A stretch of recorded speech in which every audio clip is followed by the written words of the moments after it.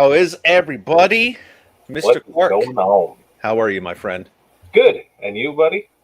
Can't complain. It's almost the weekend, so please get here faster. I'm very excited to co-host the news for the first time. Go. I know. It's like I almost don't talk to you all the time. Oh, fuck. Yes, Yeah, I do. yeah. Yeah, No, never, something like never. that. We Yeah, don't. yeah, We're definitely. not in constant communication or anything. No, nothing like that. Every weekend throwing discs like the giant ass stack that you have behind you. Yes, there's lots and lots of discs. Indeed. All right, man. Let's get into it. There's some stuff going on, and I'm going to tell you Yeah. about it. All right. So first up, Ubisoft. What a surprise. So last week, Ubisoft announced that they're going to be decommissioning a list of games come September 1st. When the news came, Assassin's Creed Liberation seemed to have all the buzz, but this also includes a few other Assassin's Creed titles, along with Far Cry 3, Prince of Persia, Splinter Cell, and some more.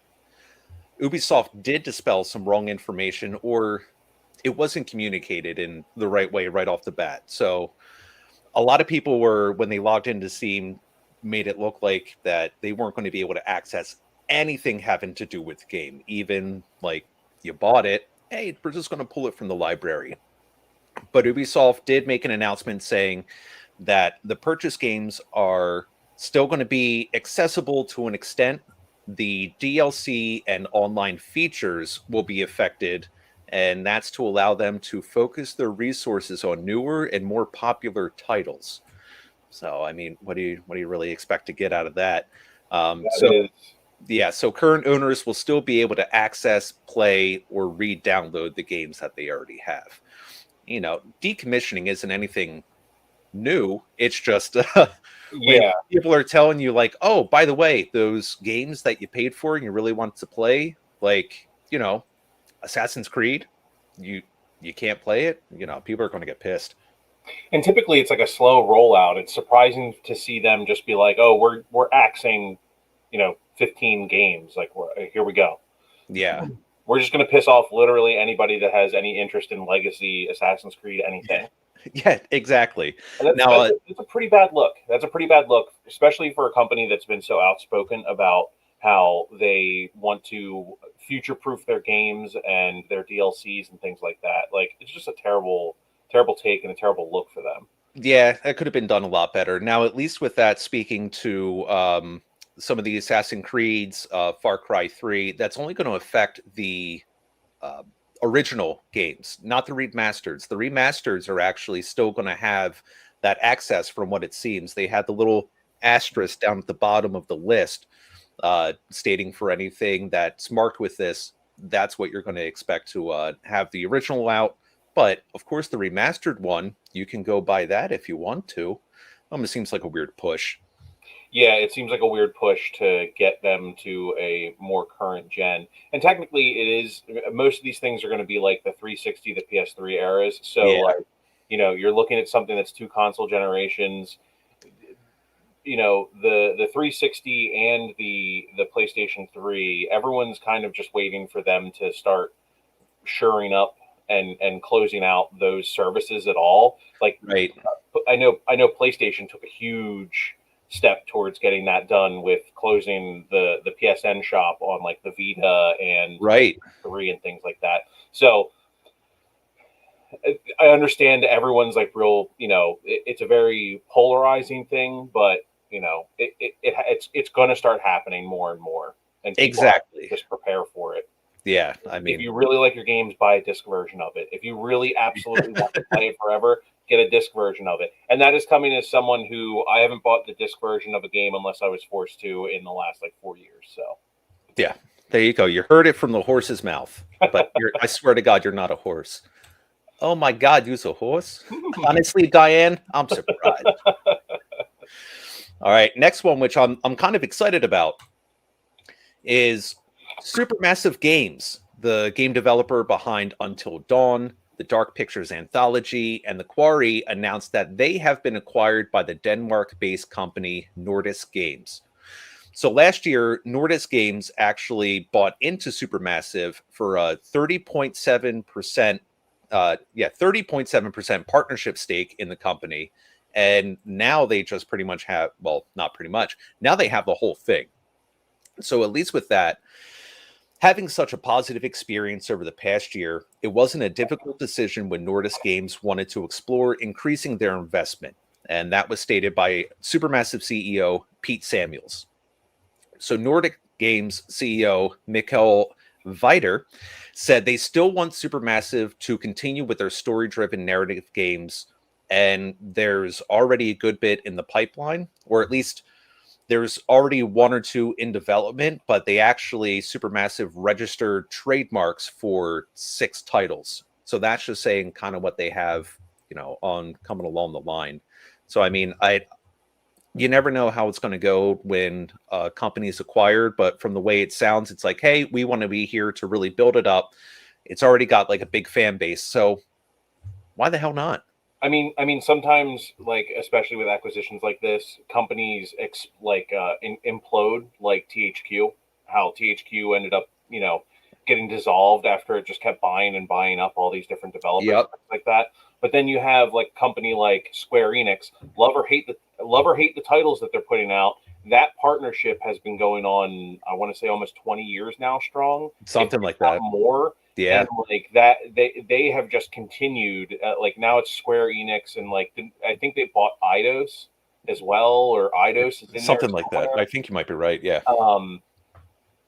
Like there's an involvement there between the two companies, and like that kind of stuff can work out great. I can't for the life of me think of a Nordisk game that I've ever played, but I might have if they're one of the companies like Tencent where they just buy up a bunch of different developers. Yeah, which it seems like they are. Another one they referenced was another company that Nordisk purchased was Avalanche. I should have done a little bit more like in depth to be like, hey, here's some of the other games of studios that Nordisk has acquired, but I didn't do my due diligence on that part. I'm sorry, but no, it's all good. And truth be told, like when you gave out like the news that we were going to cover tonight, I wanted to go in completely blind, so I'm just kind of live reacting to what you're saying. So dig it. Oh. Yep. No, I'm just kidding.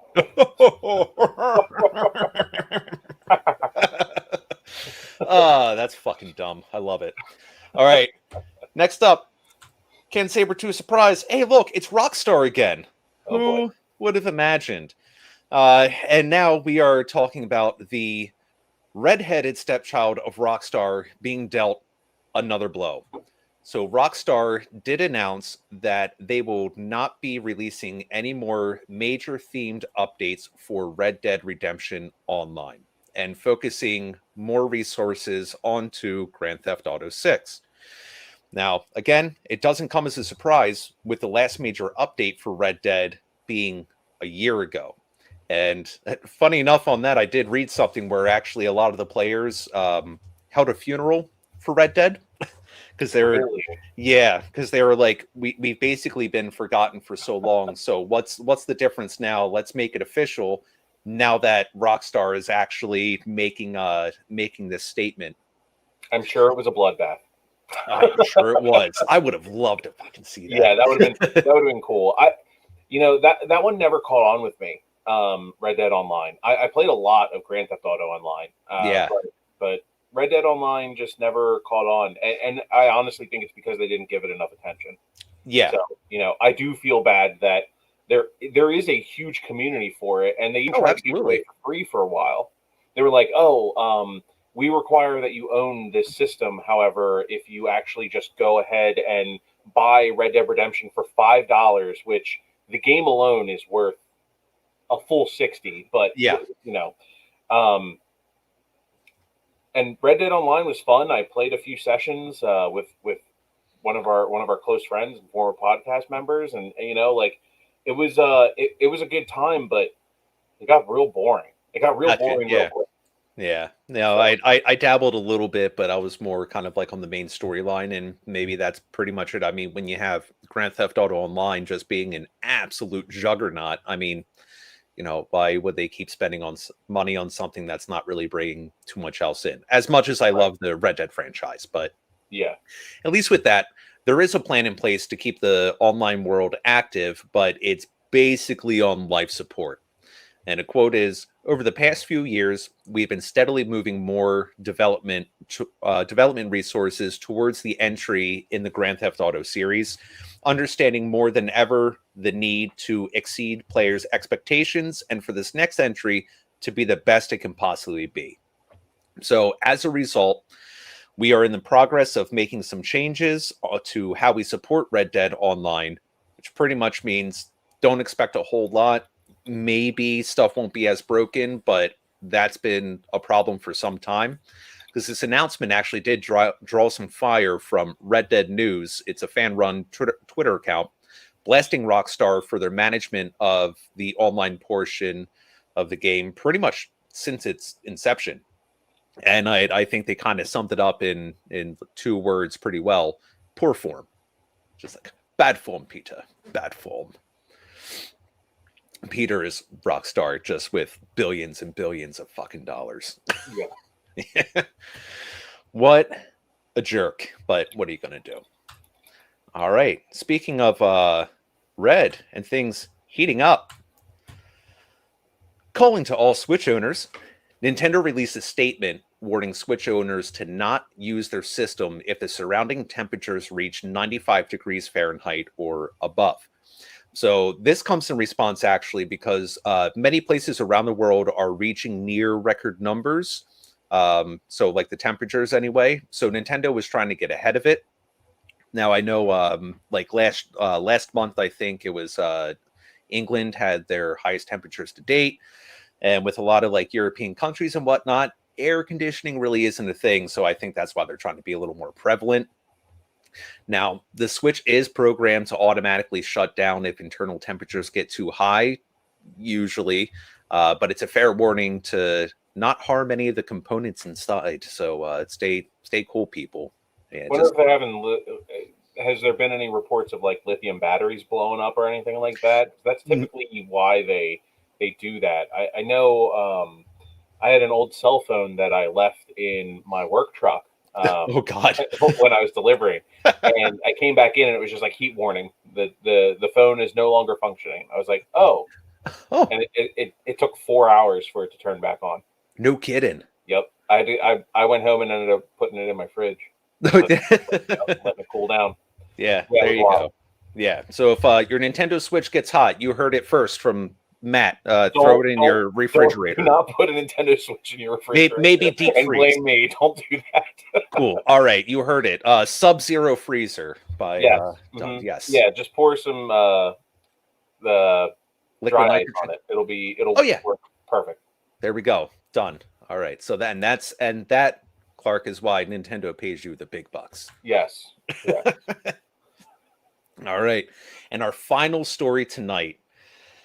On July 3rd, Bandai Namco confirmed that it had unauthorized access by a third-party group into their internal systems. Bandai is now another company on the list that's been targeted by a ransomware group, Black Cat. So Bandai is still investigating the attack and will be releasing the results as they come. As of now, the extent of the damage is unknown, but it was suggested that there's a possibility that some customer information was taken. In recent years, actually, other gaming companies such as Capcom, CD Projekt Red, EA, and even chip manufacturer Nvidia were also attacked with ransomware. Now, for some of these, they seem to focus more on employee information. I think the case with CD Projekt Red, they actually got some source code.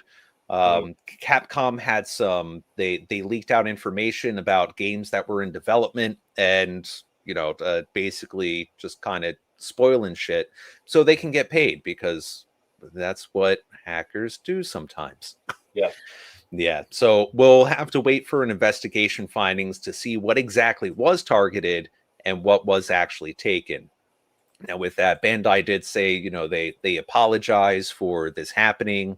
They tried bumping up their security on it, trying to be more prevalent in taking a look at anything kind of funky and weird. And at least, we'll see what, companies say, hey, we'll tell you what happens when we find out, but we'll see if they tell us what happens when they find out, or if it's something that we'll just find out about 2-3 years later by a leak on the leak. Well, yeah. So something interesting with that is when things like this happen to an American company, once they release that, once they release a public statement like, "Hey, um, we have, like we had a breach of security, information was had." They actually have 90 days to comply and figure out exactly what was missing and Hmm. if there was anything missing, what was leaked, and to notify the public. Or they get fined incredible amounts of money. Like it's astronomical. A lot of places close if they can't figure it out. They end up paying an astronomical amount of money. They close, they sell businesses, they liquidate things. Like it's kind of crazy. I read about it all the time. I work in IT, so like this kind of stuff is like no joke. When that stuff happens, it is for real. But because they're a Japanese company, I don't know if they're held to the same standards because I know that's more of an American standards and practices Yeah. that dictate all of that. It'll be interesting to see because a lot of like European companies and things like that are also starting to adopt that whole like you come out, you talk about that you were hacked and that you already have the information. A lot of the times they already know by the time they make the statement what it is. They're just trying to figure out damage control at that point. They usually Right. 90 days for damage control and then let it out. There was like a local there's a local convenience store to our area, Wawa, that had a bunch of credit card information leaked and hacked and things like that. They, but they were like, "Oh, this happened 6 months ago," and they made the public statement, and then a week later they said this. But I was reading that as like, "Oh, cool. So you let people's stuff go for 6 months," and like it gets Right. really tricky. Like the longer they wait to make the first public statement and Yeah. hold themselves accountable for that 90 days is really important and how I value if I'm going to go back to some place like that, like Yeah. so it'll be interesting to see how all of that breaks down. I'm sure we'll hear about it though. Oh It's yeah. it's too big to not be brought into the light at some point. Yeah. Exactly. So you're still getting the Wawa coffee? No, I don't. Nope. No. Dude, I Oh. like McDonald's coffee. I don't know. It just Oh. like you, Mickey D's boy. if I am out and I'm just gonna grab something, give me $1.10 coffee because it all kind of tastes the same. But if I'm home, I'm making my fancy boy coffee. Oh, there you go. All Yeah. right. Fancy boy coffees. Yeah. All right. Well, awesome. Hey, Clark, thank you so much for joining me on the news. And Absolutely. with that, that's a wrap for news. Stay informed.